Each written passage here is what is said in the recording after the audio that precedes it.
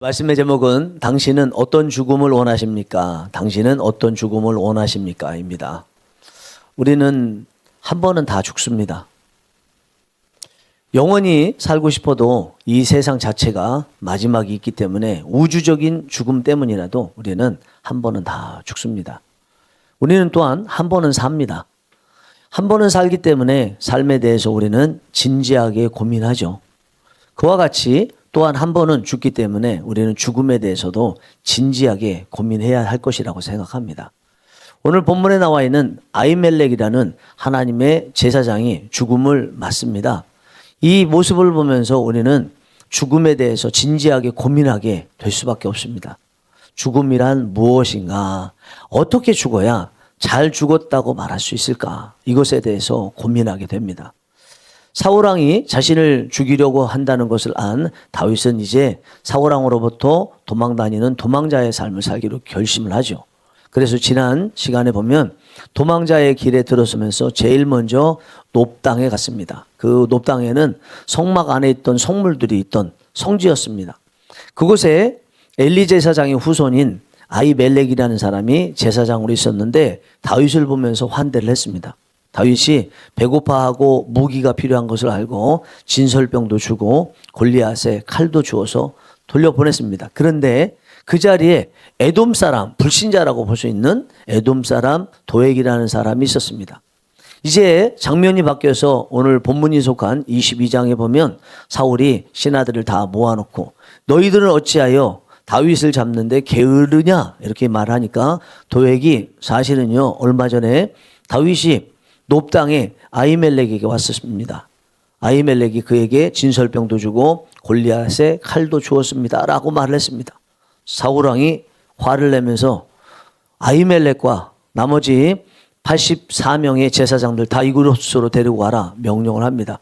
그리고 호위병들 신하들에게 그 85명의 제사장들을 다 죽이라고 합니다. 그러나 하나님의 사람들 제사장이잖아요. 그 호위병들도 신하들도 죽이려고 하지 않습니다.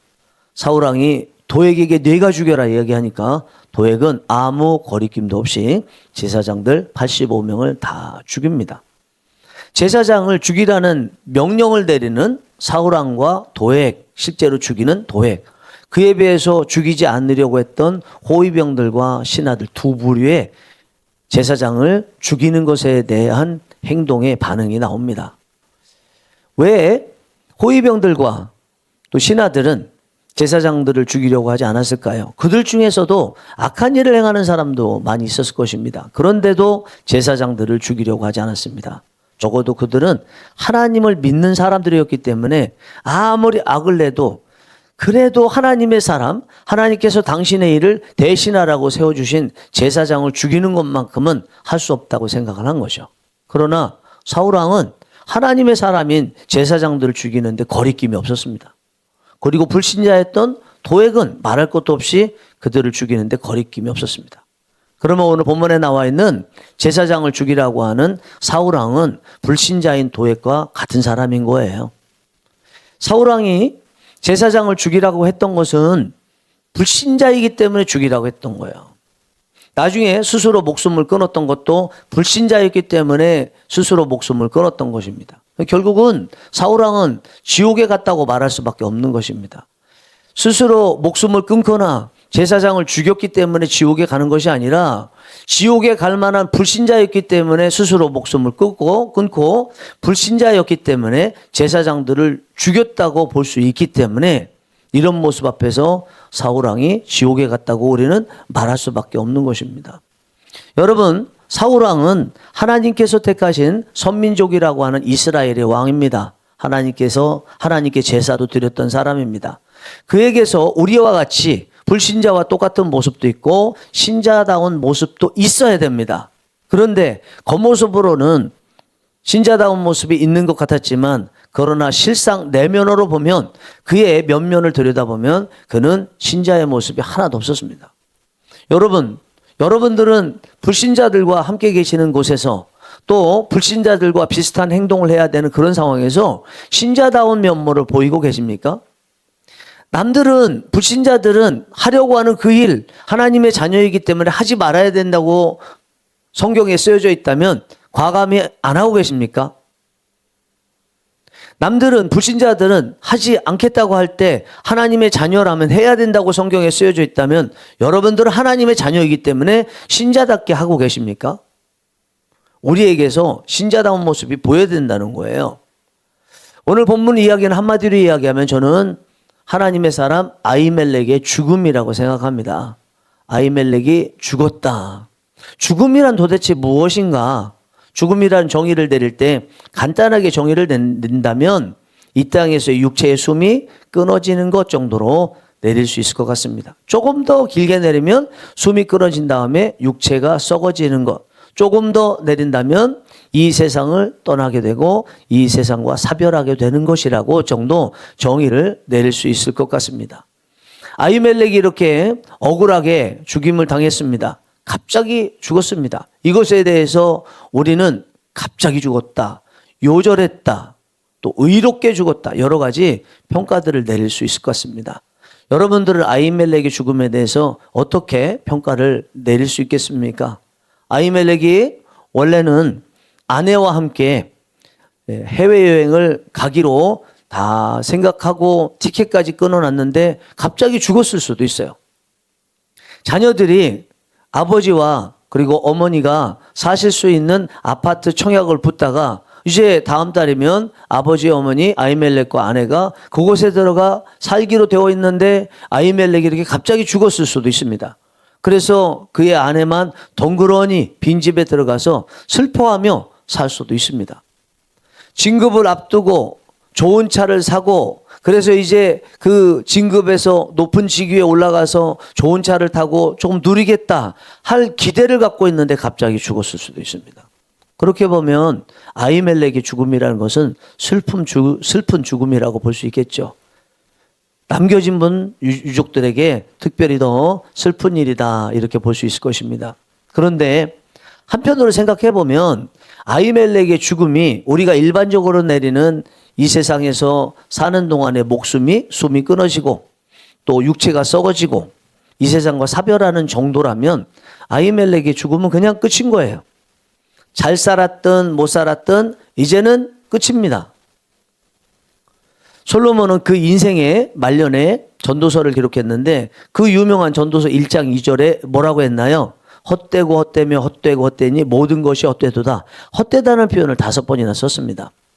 인생이 이렇게 끝나기 때문에 죽음 그 자체로 보면 너무너무 헛되다는 거죠. 잘 살아도 못 살아도 죽은 건 죽음이라는 거예요. 그래서 헛되다. 그래서 열심히 살 필요도 없고 또 착하게 살 필요도 없고 그냥 자기가 하고 싶은 대로 이 한 번뿐인 세상 자기 만족을 위해서 살면 되는 것이 이 세상이죠. 물론 이것으로 인해서 남아있는 유족들에게 평가가 있고 또 영향이 미칠 수 있기 때문에 유족들에게 악영향을 끼치지 않도록 사는 거, 죽음을 맞이하는 거 중요한 요소 중에 하나지만 그럼에도 불구하고 죽은 사람은 그것으로 끝이기 때문에 이런 세계관 속에서는 별 죽음에 대해서 의미가 없습니다. 그러나 하나님의 죽음에 대한 세계관은요 다릅니다.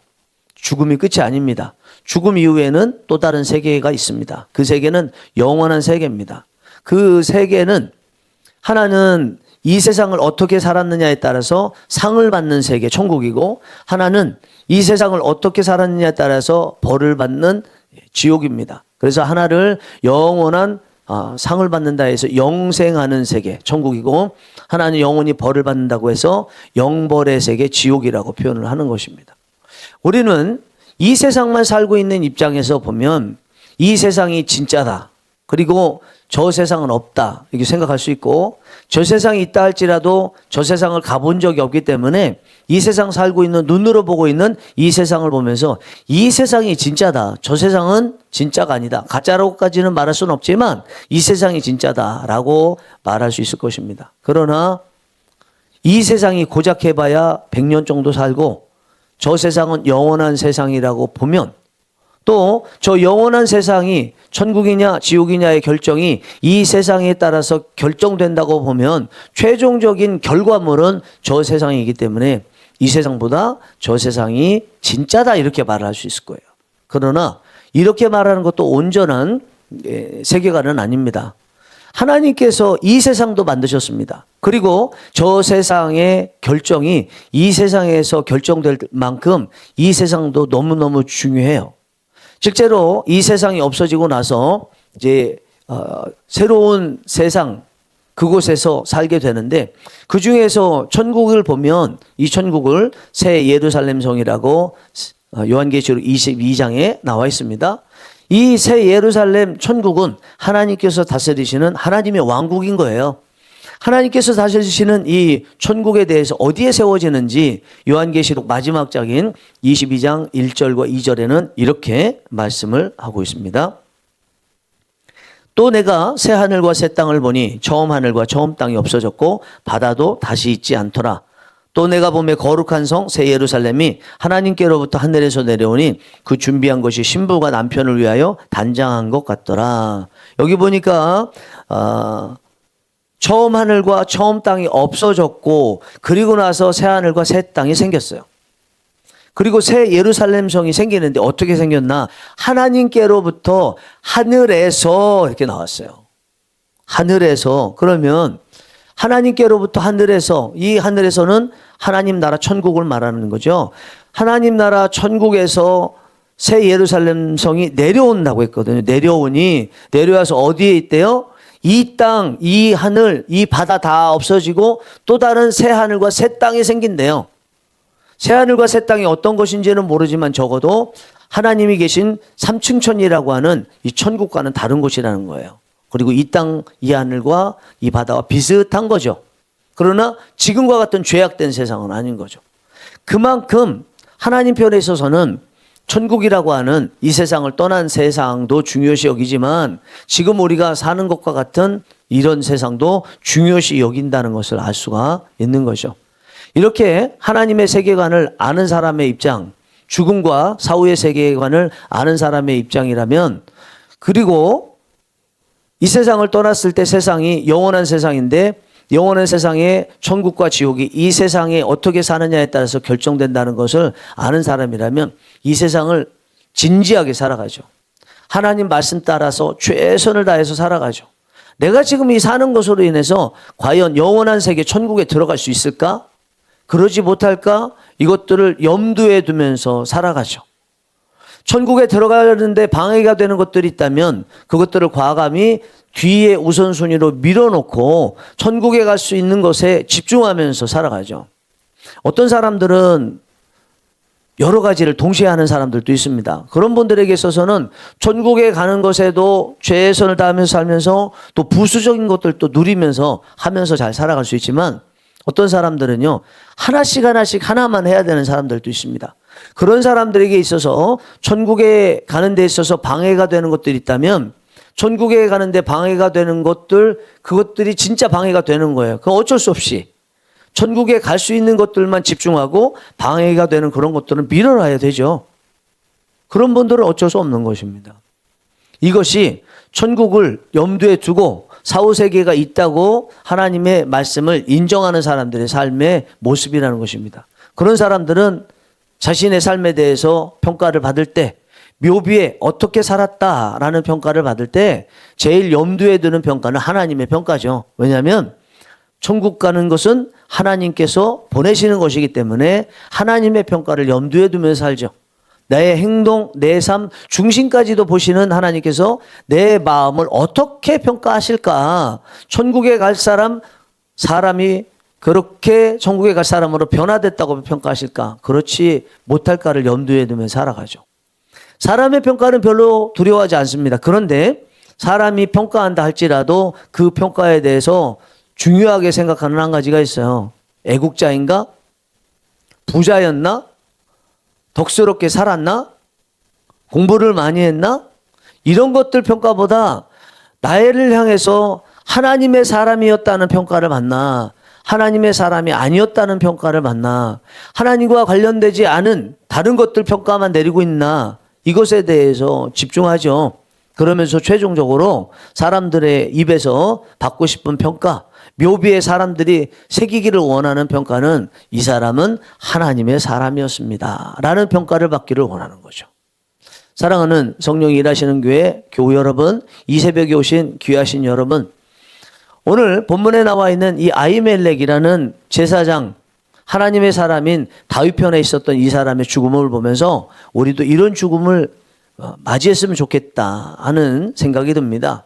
이 아히멜렉은요, 생각지도 않게 갑자기 죽었습니다. 그렇지만 오늘 본문에 한 사람이 또 나와요. 아비아달이라는 사람입니다. 아히멜렉의 아들입니다. 이 아히멜렉의 아들 아비아달이 하나님의 사람인 다윗과 다윗이 죽을 때까지 영원히 함께하죠. 다윗에 충성하고 하나님께 영광을 돌리며 하나님의 제사장으로 살았던 사람입니다. 저는 이 아비아달에 대한 오늘 본문의 이야기가 하나님께 충성하며 갑작스럽게 죽음을 맞이해서 억울하게 죽었다라고 말할 수 있는 아히멜렉에 대한 하나님의 평가를 글로 쓰듯이 새긴 것이 바로 아비아달이라고 생각합니다. 하나님 편에 서서 하나님의 평가를 염두에 두며 하나님을 위해서 살았던 사람에 대해서는 하나님께서는 아비아달을 남겨주시는데 그 아비아달이 결국은 아히멜렉에게 천국에 갔다는 증거라고 볼 수 있을 것입니다.